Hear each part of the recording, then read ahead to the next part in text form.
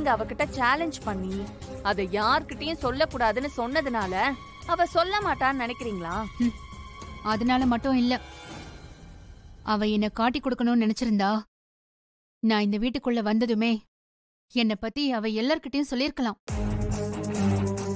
ஆனா அவ மனசுல வேற எதையோ நினைச்சுக்கிட்டு என்ன பத்தி யார்கிட்டயும் சொல்லல. அவ மனசுல என்ன நினைச்சுக்கிட்டு சொல்லாம விட்டான்னு எனக்கு தெரியல. ஆனா இனிமேலும் என்ன பத்தி யார்கிட்டயும் சொல்ல மாட்டாங்கிற நம்பிக்கை எனக்கு இருக்கு. நீங்க நம்புற மாதிரி அவ சொல்லாம இருந்தா சரிதான்.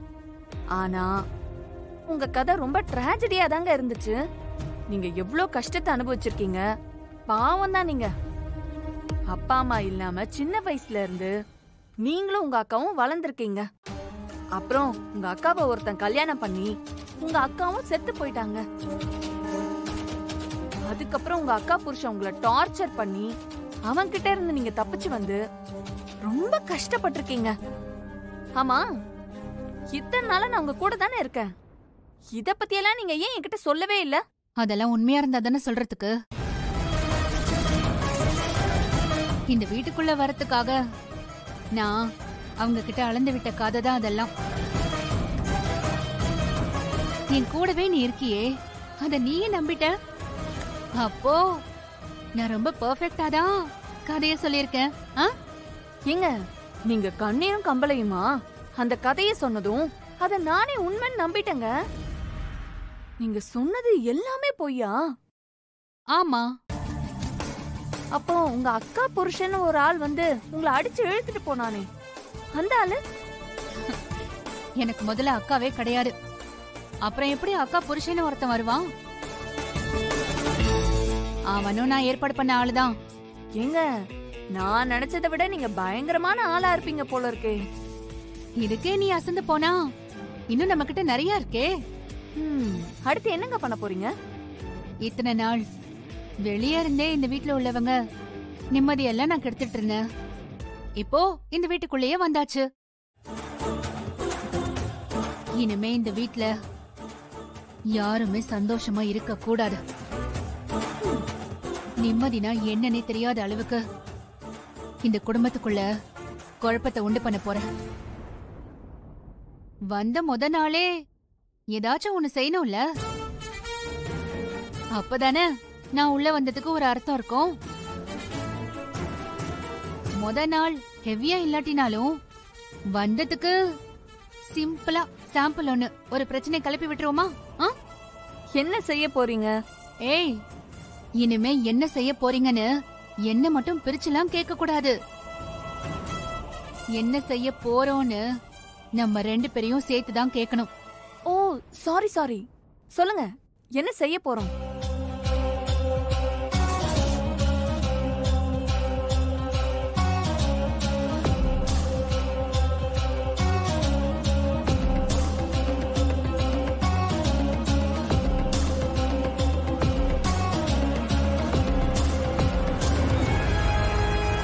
புரிஞ்சுதா?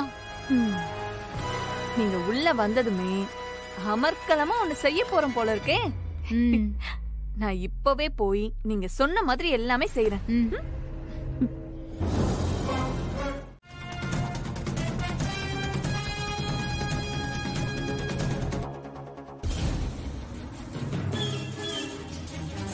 பாவம் கல்யாணி அம்மா ஊரு முன்னாடி மன்னிப்பு கேட்டதும் இல்லாம இப்ப ஊரே அவங்கள பத்தி தப்பு தப்பா பேசுது.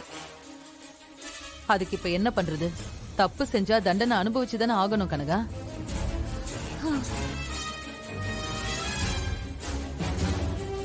அவளாலதான் இப்ப மொத்த குடும்பமும் ஊர்க்காரங்க முன்னாடி கூனி குறுகி நிக்க வேண்டியதா போயிடுச்சு. ஏதோ என் புள்ள முகத்துக்காக தான் ஊர்க்காரங்க அவளை இதோட விட்டாங்க. இல்லைன்னா அவ இன்னும் அசிங்கப்பட்டு போயிருப்பா. என்ன அசிங்கப்பட்டிருப்பேன்? இல்ல என்ன அசிங்கப்பட்டிருப்பேன்னு கேக்குறேன். நான் அசிங்கப்பட்டு நின்னதுக்கு காரணமே உங்க சின்ன புள்ளதான். கட்டின பொண்டாட்டி சொன்னதை நம்பாம ஊர் ஆளுங்க கிட்ட எங்க மேலதான் தப்பு இருக்குன்னு ஏன் அவர் சொன்னாரு? அவரால்தான் இப்ப நான் அசிங்கப்பட்டு நிக்க வேண்டியதா போச்சு. வெளியில என்னால தலை காட்ட முடியல. நீங்க என்னமோ தப்பு செஞ்சா தண்டனை அனுபவிச்சுதான் ஆகணும்னு சொல்றீங்க. ஏன் மேலதான் தப்புன்னு உங்களுக்கு நல்லா தெரியுமா? தெரியாம எதையாவது பேசிட்டு இருக்காதீங்க, சொல்லிட்டேன். இவ்ளோ ஆங்காரமா இப்ப வந்து என்கிட்ட பேசுறியே, பஞ்சாயத்துல வச்சு நீ தப்பு பண்ணல அப்படிங்கறத நிரூபிக்க வேண்டியதானே? எங்க நான் தான் பேசுனா எதுவுமே எடுபட மாட்டேங்குதே.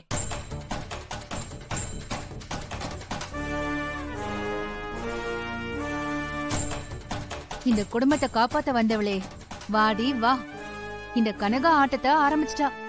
இனி இந்த பிரச்சனை எல்லாம் எப்படி சமாளிக்கிறதுன்னு தெரியாம மொழி பிதுங்கி நிக்க போற பாரு. இங்க பாருங்க, இன்னொரு தடவை என்ன பத்தி இந்த வீட்ல ஏதாவது தப்பா பேசுனீங்க, அப்புறம் நடக்கிறதே வேற யாருக்கும் சொல்லிட்டேன். அம்மா, என்னாச்சுமா? எதுக்கு இப்ப சத்தம் போட்டுட்டு இருக்கீங்க? வாடா வா. நீ எல்லாம் நான் பெத்த புள்ளையா? பஞ்சாயத்துல எல்லாரும் என் மேல தப்புன்னு சொல்லிட்டு இருக்காங்க. அம்மா வச்ச நீ எனக்கு சப்போர்ட் பண்ணி பேசாம பெரிய வக்கீல் மாதிரி என்கிட்டயே குறுக்கு விசாரணை பண்ணிட்டு இருக்க. உன்னெல்லாம் என் புள்ளன்னு சொல்லிக்கிறதுக்கு எனக்கு அசிங்கமா இருக்கு. அம்மா, எது நியாயமோ அதைத்தான் பேசணும். ஆமா, பெரிய நியாயத்தை பேசி கிழிச்ச.